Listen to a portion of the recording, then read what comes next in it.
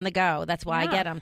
And Blueberry Blast is my favorite. But Sun Warrior is a premier all-natural raw superfood company dedicated to providing the best vegan plant-based protein powders and supplements. Go to sunwarrior.com to learn about all of their products. And, of course, Squatty Potty, the original squat-to-poop toilet stool. The modern-day toilet is convenient, but it has one major fault. It requires us to sit. And while doing your business, it's best to squat. Do you have one, Debbie? Do you have a Squatty Potty? No. You don't? Okay, you need one. Andre needs one too. The whole family needs them. Merry Christmas. Merry Christmas. Well, it's a great Christmas present. And then I got mine as a birthday present. Someone gave it to me. Well, and if you're potty training kids, you start them out with the Squatty Potty. Yeah, mine love it. There's no. We do it every day, okay? Right. Or at least you should. You should be. You should be. If you're not, I'm sorry. You might. You need to get a Squatty Potty and really examine what you eat. Look into some other things if you're not. Yeah. Well, and dairy might be one of the things that you're eating that'll make you not have to use the bathroom as often. We'll talk about that in just a second. But I want to let everyone know that you can use the code OLR for 20% off your first order of the H Hemp Company. That's hemp.com. There isn't a day that goes by that I don't forget my CBD oil, once in a while, but it keeps me level, focused, and ready to take on the day. It makes me happy, actually. But the H Hemp Company is made only with premium hemp cannabinoid genetics tested by third parties to ensure no pesticides, solvents, or any other contaminants, and it's non-GMO.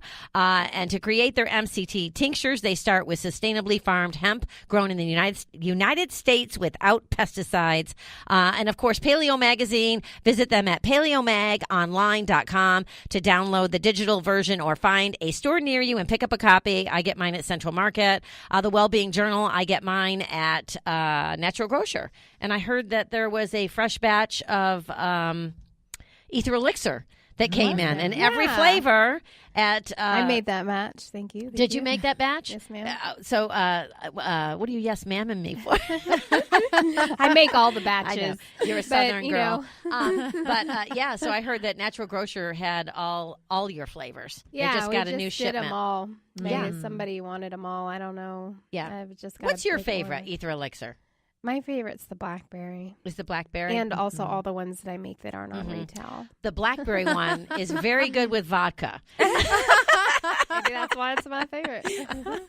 No, they're all good. I was just joking. But people do use them to mix with cocktails to make their... for sure. The beet one tastes really good with any kind of alcohol. Like I've tried it with tequila, with gin, with vodka, and it's pretty much a win. Well, with the holidays coming up, it is a great mixer. It really is. So, and I love mixing with you, having you on the air with us. I do. Autumn Connolly is a self-taught vegan cook. She's a mom of two and a researcher of all natural remedies. An animal lover, she teaches free meditation and yoga classes in Fort Worth, and she's written a children's book. And as I said, Ether Elixir, she invented it. So you can find her at probioticsyall.com.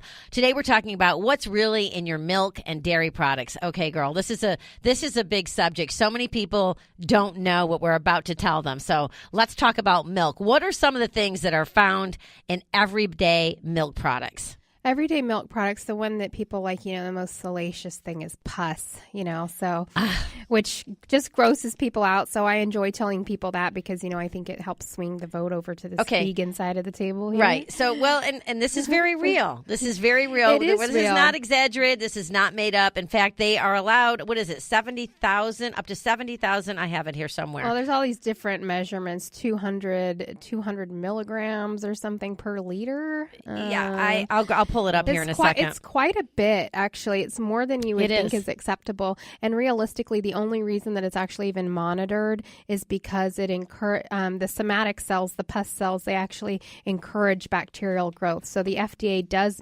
monitor the amount of pus that goes into the milk, but not because it's super creepy gross, but because it's dangerous also. It is. So it's called the somatic cell count. The SCC is the measurement of white blood cells per milliliter of milk. Currently, the upper limit is 750,000 per milliliter. Somatic cell counts have been used to bestow health honors in dairy herds that consider the Greene County Dairy Herd Improvement Farmer Appreciation Luncheon, an event sponsored by the Greene County Milk Quality Council of Wisconsin, Wisconsin at their March 2005 event. Top honors went, and I know that's a little dated. I'm reading this out of a little bit dated book, but nonetheless, it's true. At their March 2005 event, top honors went to a herd that had an SCC of 70,000 per milliliter, and a second place went to a herd with 98,000 per milliliter. So it's crazy that consumers, that we allow this in our milk, but you can't avoid it if you're going to. No, you can't. And then the reason why the pus is there is because they're white, they're white blood cells. They're trying to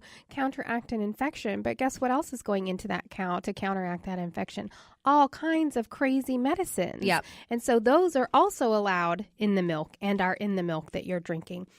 Well, and I'm looking. It says that cows suffer from painful infections. Oh, huge. Yeah. Yeah, they're very painful. The way that they milk them, the cows are constantly being impregnated. The only way that a female cow can produce milk is if she's regularly having offspring. Yeah, and that's enough. So they artificially inseminate them. So I think the cows should start a #MeTooCow movement. Like, seriously, because they are so violated all over the world. The females of goats, cows. I mean, I was thinking about how insane is it that we eat veal? How insane is it that we eat veal? And who started that? The Italians. I'm going to give the Italians blame for that.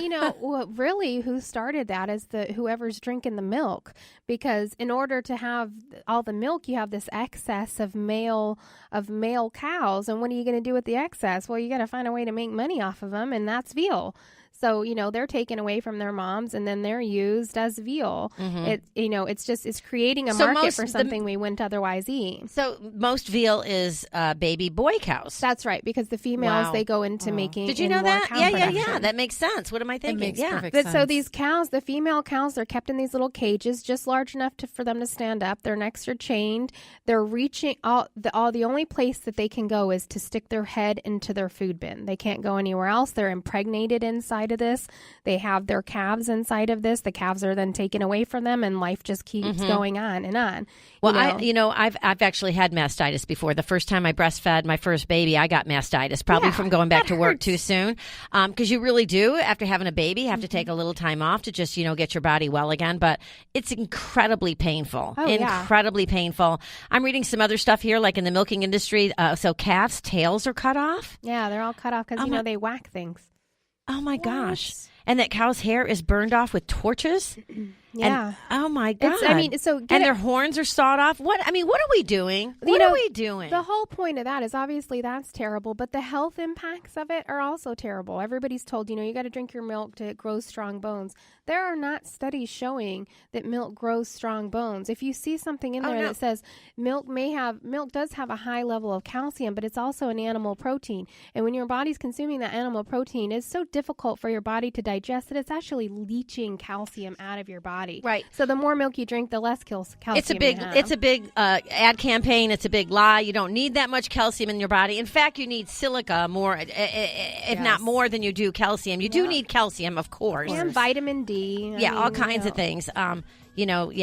Oh, we're gonna have to talk about this again next week because there's so much to know about cows and methane gas and lost resources. We could talk about it for the next year. Yeah, we could. It's an incredibly big subject, and but I understand the other side of it too because I'm reading about the milk industry and how difficult it is, to keep those farmers sustained. So we'll talk about all of it.